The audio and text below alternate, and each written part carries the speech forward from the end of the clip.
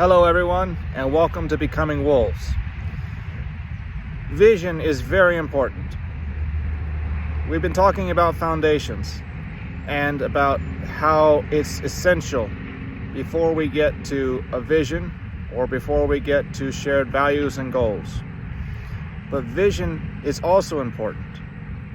And I can tell you, as a country and as a people of God, we do not have one. We do not have one that actually has us winning. We're supposed to win. We're supposed to be the head, not the tail. We're supposed to be more than conquerors.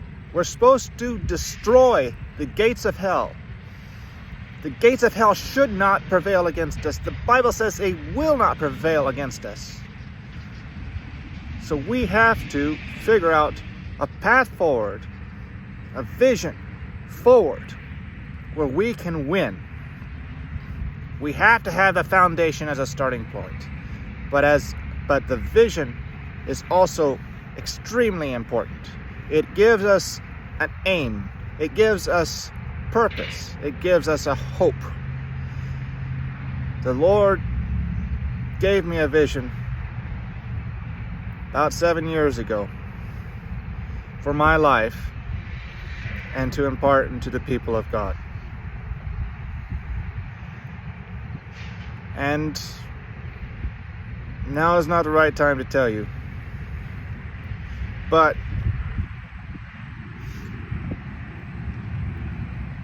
we need to be careful that we do not limit God.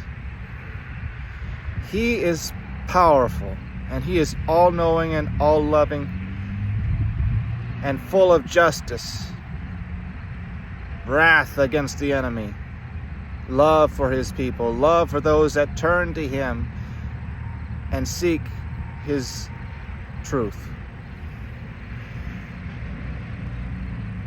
I was listening to a devotional this morning, and it was talking about Mark, I believe it was Mark 6:51 and 52, where Jesus came and calmed the waters for the disciples when they were on the Sea of Galilee, and the storm was terrible and they were about set to die. It says there that they were astonished and sorely amazed at the miraculous miracle and act that Jesus did by calming and commanding the waves, commanding the storm. And it says that they were, the reason that they were is because their hearts were hard and they did not remember the multiplying of the loaves and the fishes. And I'm guilty of this, we have limited God by hardening our hearts to His power. He can bring all new kingdoms into this world. He can destroy existing kingdoms. He has. Petra was thought to be impossible to destroy, yet He did. Babylon, impossible to destroy, but He did.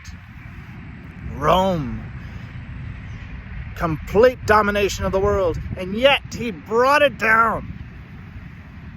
Soviet Union, He brought that down.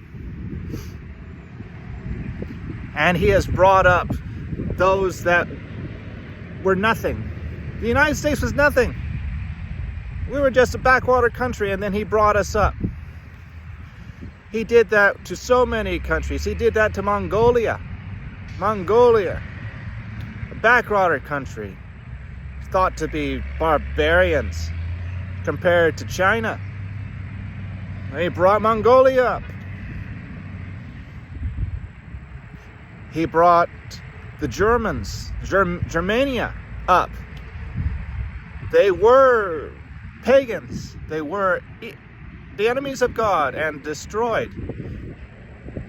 But when Rome fell, they became the people of God. They became the people that God brought so much good into the world. And he has done this again and again and again. Israel was the people of God, but they rejected Christ. And so the mantle passed to the Gentiles. He has done this. God has done this again and again and again, taking a remnant and making a great nation out of them, making his will fulfilled in this world. Why can't he do it again?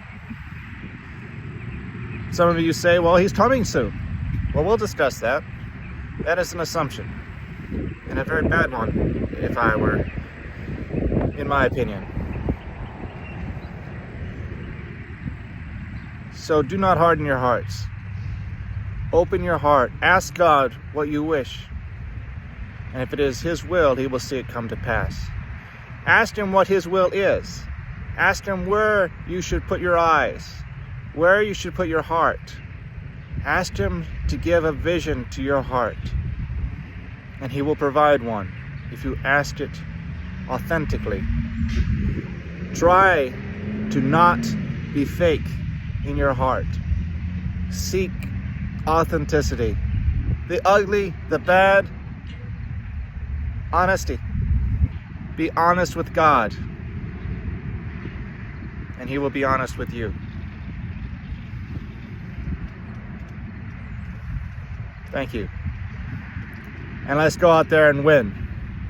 Let's join together as wolves and be brothers as a pack. God bless you, and have a great day.